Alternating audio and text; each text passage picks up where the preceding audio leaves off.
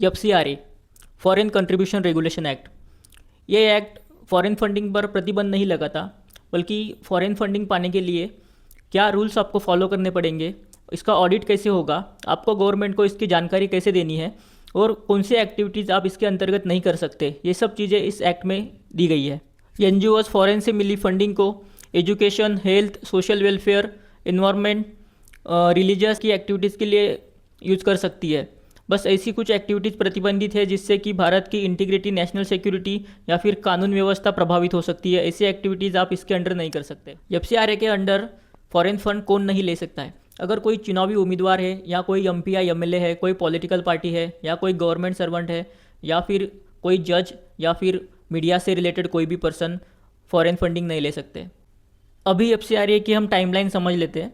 FCRA को introduce किया था 1976 में, जब इंदिरा गांधी जी हमारी प्राइम मिनिस्टर थी। उसके बाद 1984 में जो अमेंडमेंट किया गया, उसके अंडर हर कोई NGO जो कि फॉरेन फंड लेता है उसको होम मिनिस्ट्री के अंडर रजिस्टर करवाना कंपलसरी कर दिया। 2010 में 1976 वाला जो FCRA था उसको पूरी तरह से कैंसिल करके उसके अंदर जो भी कुछ प्रोविजंस थे उनको आगे लेके उसमें और कुछ चीज़ें डाली गई, जैसे कि अगर आपका NGO है जो फॉरेन फंडिंग लेता है उसका लाइसेंस आपको हर 5 साल में रिन्यू करना पड़ेगा।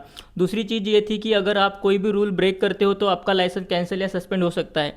तीसरी चीज़ ये थी कि अगर आपका लाइसेंस सस्पेंड या कैंसिल होता है तो वो जो आपने एसेट्स या फिर कुछ प्रॉपर्टीज़ वो फॉरेन फंड यूज़ करके इंडिया के अंदर ली है उस पर सरकार अक्वायर कर सकती है या फिर उनको अपने नियंत्रण में ले सकती है। जो 2010 में नया FCRA आया था उसको 2020 में फिर से एक बार अमेंड किया गया और उसमें कुछ प्रावधान जोड़े गए, जैसे कि आपको आधार कार्ड या फिर पासपोर्ट उसमें वेरिफिकेशन करना कंपलसरी कर दिया गया। दूसरी चीज़, अगर आपका कोई NGO फॉरेन फंडिंग एक्सेप्ट करता है, लेता है, तो उसको एक सेंट्रलाइज दिल्ली की SBI ब्रांच में एक अकाउंट खोलना पड़ेगा कि फॉरेन फंड बस उसी अकाउंट में आएगा।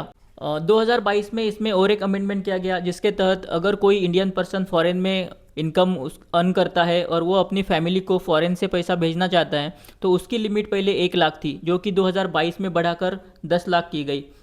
अभी 26 में गवर्नमेंट क्या चेंजेस करना चाहती है और उस पर इतना बवाल क्यों हो रहा है, ये सब चीज़ें हम अगले वीडियो में देखेंगे।